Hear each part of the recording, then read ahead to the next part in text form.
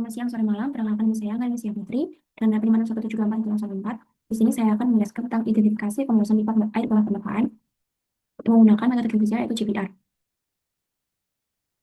Nah, untuk background dan objektivitasnya, yang pertama adalah volume pipa di bawah permukaan itu sering tidak terkonversi.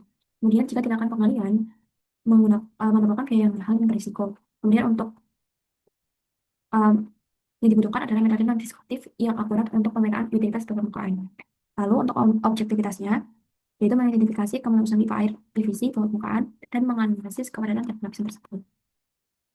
Lalu untuk ini adalah lokasi penelitiannya, di mana data GPR digunakan pada penelitian ini sebagai kualitasan, yaitu JP24 dan JP25. Lokasi penelitiannya itu uh, lokasi pipanya itu sejajar dengan jalan, sehingga lintasannya tegak lurus dengan pipa tersebut. Sehingga nanti untuk hasil dari GPR-nya akan terlihat seperti bentuk parabola. Nah, di sini untuk lintasannya itu sekitar 20-an meter. Untuk CP25-nya 19,1 dan CP24-nya 19,26. Untuk flow-nya mulai dari input data, lalu sinyal position untuk digunakan untuk sinyalnya sesuai dengan posisinya, kemudian remove dari komponen untuk membuang gangguan arus listrik biar nantinya datanya itu tidak kotor. Lalu untuk dual filter ini yang membuang frekuensi yang rendah, itu memberikan efek lingkungan yang bikin datanya itu nanti nggak rata. Lalu untuk median filter, untuk menghilangkan noise, gangguan-gangguan kecil, akar lurus, inverse amplitude decay, untuk menormalkan kekuatan sinyal yang melemah seiring dengan kedalaman, untuk remove global background, menghapus gangguan yang sifatnya seluruh keseluruhan data.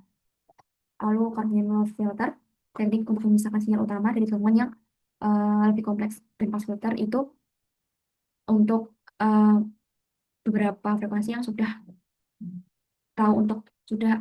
ditargetkan untuk dihapus atau diambil. Untuk variable second axis ini menyesuaikan skala ukuran datanya biar nantinya itu konsisten. Untuk one velocity model mendapatkan velocity, one device phase shifting migration sesuai dengan bentuk migrasi, sesuai dengan tempatnya. Kemudian one time to deep conversion mengubah dengan waktu kedalaman terhadap jarak dengan bikin anomali. Ini terakhir untuk menandai atau mengambil titik anomali yang jadi target penulisannya. Nah, untuk penelitian pertamanya, nah di sini penelitian pertama ditemukan 3 jenis anomali, yaitu pipa, rongga, dan covered bed.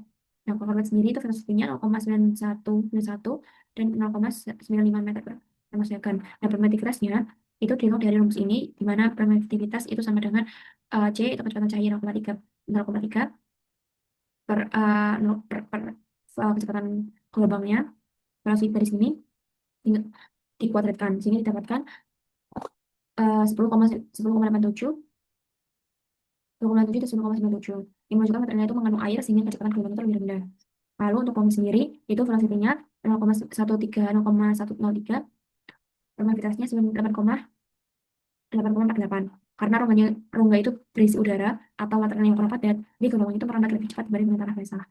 Lalu pipa PVC itu 0,3 dan 0,38, yaitu permeabilitasnya 5,33 dan 4,73. Anomali ini tuh berbentuk hiperbola sesuai dengan rumus ini, di mana T itu merupakan waktu tempuh, X itu jarak, kemudian Z itu kedalaman, V itu kecepatan gelombang. Jadi ketika pipanya itu kan bulat ya. Nah, nanti itu kayak jarak antara tanah GPR dengan jarak antara GPR dengan kayak apa ya, terhadap objeknya dengan pipanya itu nantinya dia itu akan membentuk bentuk dari objeknya karena uh, perubahan akibat waktu tempuh gelombang travel time. Jadi ketika antena itu bergerak melewati suatu objek kecil seperti pipa, nah jarak antar antena terhadap objek itu berubah terus kan, sesuai dengan bentuk pipanya itu. Nah, akibatnya waktu tempuh atau travel time-nya juga berubah dan terbentuklah bentuk yang merupakan ciri khas dari objek diskret tersebut. Kemudian untuk anomali ini itu bentuknya hiperbola yang berada dengan kedalaman dangkal dengan memiliki parameter sesuai dengan karakter dari PVC. Lalu untuk lintasan kedua ditemukan anomali posisi yaitu 10,7 meter dan 18,3 meter. Posisi itu lebih sama dengan lintasan pertama. Nah, karena di sini yang pertama itu terdapat dua gelombang yang dikatakan sebagai pipa PVC, kemudian di lintasan kedua juga seperti itu, hiperbola. Maka dari itu ini merupakan suatu kependosan, berarti pipanya itu terletak di situ. Ada dua. Nah, posisi ini hampir sama dengan lintasan pertama di 11,1 dan 15,1, menunjukkan adanya kependosan objek. Nah, secara geometri, jika dua lintasan parameter menangkap anomali dengan posisi yang hampir hampir sama, maka kemungkinan besar objek tersebut itu ya pipa terus lah. Tetapi di sini terdapat sebuah masalah di mana velocity-nya itu berbeda jauh dengan lintasan pertama. Nah, di sini di paper ini tertuliskan bahwa velocity-nya itu 0,0745 dan 0,07 0171. 0,0171. Sedangkan di sini itu yang pertama itu 0,13 dan 0,138. Itu jalan itu beda 6 sampai 8 kali lipatnya, lipatnya lah. Tetapi di papernya tertuliskan bahwa terdapat perbedaan kondisi tanah. Sebenarnya make sense, cuma eh, indikasi tertentu itu tidak terlalu cukup untuk interpretasi bahwa itu perbedaan kondisi tanah. Karena nilai ini tuh lebih besar dari permitivitas air yang sekitar 80. Nah, artinya nilai tersebut itu secara fisikal tidak realistis lah dengan untuk PVC. Nah, kemungkinan penyebabnya itu bisa saja kesalahan bikin hiperbola atau perbedaan atau pengaruh prosesinya. Nah, karena itu identifikasi pipa itu lebih kuat didasarkan pada kesamaan posisi anomali daripada nilai velocity atau kecepatannya. Nah, ini merupakan evaluasi kritis, evaluasi dari saya terhadap hasil dari paper ini. Kemudian untuk lapisan untuk kepadatan lapisan ini penulis juga menginterpretasikan bahwa kepadatan lapisan itu berdasarkan karakter reflektor. Lapisan atasnya itu 0,4 0,4 ininya.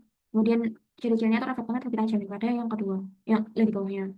Nah, diinterpretasikan bahwasanya ini merupakan lapisan timbunan yang masih kurang padat. Sedangkan lapisan bawah itu lebih dari 4 meter, refleksnya itu lebih kabur dan habis itu kurang tajam. Ini diinterpretasikan sebagai lapisan yang lebih padat. Dan secara fisika, lapisan yang lebih padat itu memiliki proses yang lebih kecil dan lebih homogen. Sehingga kapasitas elektrik itu butirnya itu berkurang. Nah, akibatnya energi pantulan itu menjadi lebih kecil dan reflektornya itu jadi kurang tajam. Itu adalah interpretasi dari penulis. Jadi, untuk kesimpulannya, diperoleh dua anomali hiperbola yang sama dengan dugaan sebagai keberadaan pipa air yang terus ditemukan di jarak ini. Lalu untuk sarannya itu ditambah data akan lebih akurat atau SPP. Sekian dari saya.